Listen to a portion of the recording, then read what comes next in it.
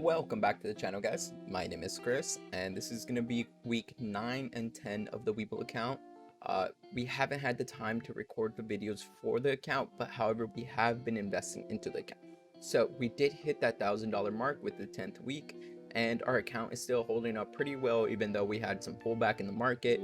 Alright guys, so now that we got this loaded up, for week 9, we did pick up Walmart. We picked up Walmart at about $37. Sorry, 137. And this is one of the bigger companies we have in the portfolio, but it's one of those companies that we really wanted to pick up. Walmart is a great company to have in your portfolio. They do pay dividends, and they also have a lot of room for growth. I believe they are moving in the right direction, especially with the online sales and everything, and them pushing the Amazon competitor and everything like that. I believe they have a lot more room to keep growing, and we are currently up about $3.90, which is pretty good for our account. Our account's still pretty small, as you can see. And other than that, for that week, that was the only stock we picked up, just because it was so expensive for our account.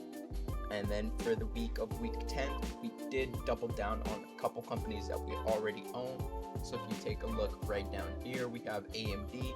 We picked up a second share of AMD, and I believe the price we picked it up was at about $79. So it was a little more expensive than we already had picked it up at, but it was definitely a good price to pick it up because they moved maybe another $6 after that. So which is really good for our account. Total up 14%, which is really good as well. And then other than that, we picked up another share of Rocket Communications, which is essentially just Rocket Mortgage and all their finance deals. Yeah, we do believe this account, or we do believe this pick is going to be one of the greater picks in our portfolio for the long term. We did pick up a second share of Rocket Mortgage just because it was so close to the break even of our first share that it made sense to pick up another share.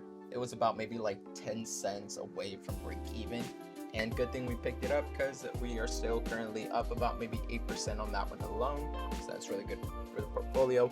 However, we still do have some losers, which is going to be the 2 Apple shares we have. They're still down about 5%, which makes up about $11 since they're worth like $200 in this account alone. And Coca-Cola still down about 30 cents for 2 shares, which is not really bad. Also the VYM is still down, but those are 2 dividend paying stocks, so essentially it doesn't really matter where those 2 fluctuate to. At the end of the day, those are paying dividends out for us, so it just makes sense to hold on to those. And let's take a look at the account balance now. So we are sitting at 1,075, which is really good from what we were at. There's a point where we hit pretty low numbers, so we were like down to $30 in profit.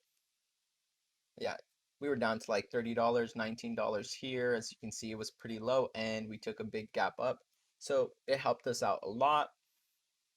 And we are in a good position where we can hold all these companies, and we will continue to be doing the $100 a week. If we don't get around to doing the videos in time, we would do it like this, where we condense 2 or 3 weeks all together and just make it a more informative video, as this one would have been.